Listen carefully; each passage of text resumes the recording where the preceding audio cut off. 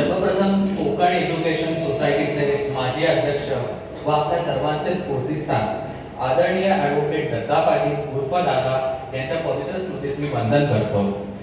आदरणीय दत्ता पाटील यांनी Konkan education society रूपी एका रोपट्याचे रोपण केले व बघता बघता त्याचा मोठा वटवृक्ष बहरला व या वटवृक्षाचा वारसा पुढे चालवणारे व कोकण एज्युकेशन सोसायटीचा प्रगतीचा आलेख उत्तरोत्तर उंचवत नेणारे या समारंभाचे अध्यक्ष, शाळा समितीचे सभापती व कोकण एज्युकेशन सोसायटीचे अध्यक्ष माननीय ॲडव्होकेट सिद्धार्थ संजय पाटील व्यासपीठावर उपस्थित आहेत। मित्रांनो, असं म्हणतात की ज्ञानदान हे सर्वोत्तम दान आहे, कारण तुम्ही एखाद्याला पैसे द्याल, एखाद्याला धान्य द्याल, ते उद्या चोरी होईल किंवा संपून जाईल, पण ज्ञानदान असं ज्ञान आहे जे उत्तरोत्तर भरत जातं, उत्तरोत्तर ते वाढत जातं। असं हे ज्ञानदानाचं पवित्र काम करणारे कोकण एज्युकेशन सोसायटीचे जनरल अरुण कुमार वैद्य माध्यमिक विद्यालय व इंडस्ट्रियल ज्युनियर कॉलेजच्या प्राचार्य पिनी मॅडम, येथील शिक्षक व शिक्षकेतर कर्मचारी,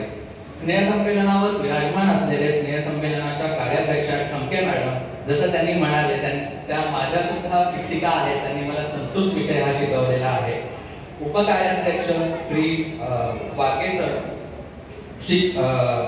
वागे सर, विद्यार्थी प्रतिनिधी दीपक पाटील सर आणि इतर मान्यवर, हा कार्यक्रम ज्यांच्यासाठी आयोजित केलेला आहे, या कार्यक्रमाचे केंद्रबिंदू अशा माझ्या विद्यार्थी मित्रांनो, मी आज तुमची फार काही वेळ घेणार नाहीये। मला माहिती आहे, कारण की मीही 15 वर्षापूर्वी तुमच्यातलाच एक होतो, असा तिथे बसलेला असायचो आणि वाट बघत असायचो की कधी माझं बक्षीस मिळते, कधी माझ्या ती कौतुकाची थाप अंगात पाठीवर पडते।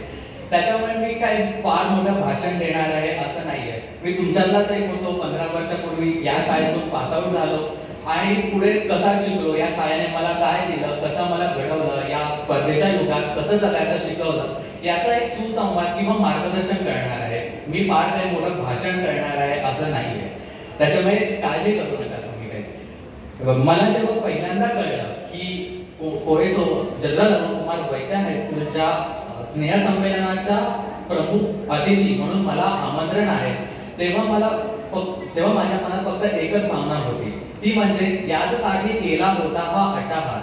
ज्या शाळेने मला शिकवलं, ज्या शाळेने मला लहानाचा मोठा केलं, मला या बाहेरच्या स्पर्धेच्या जगात उभं राहण्यासाठी जे गुण लागतात ते सर्वांगीण जोपासले, त्या शाळेच्या समारंभाच्या प्रमुख अतिथीपदी जाणे यासाठी परमभाग्य कुठले। त्यासाठी मी शाळेचा मनापासून आभारी आहे। आजचा हा दिवस माझ्यासाठी खूप महत्त्वाचा आहे।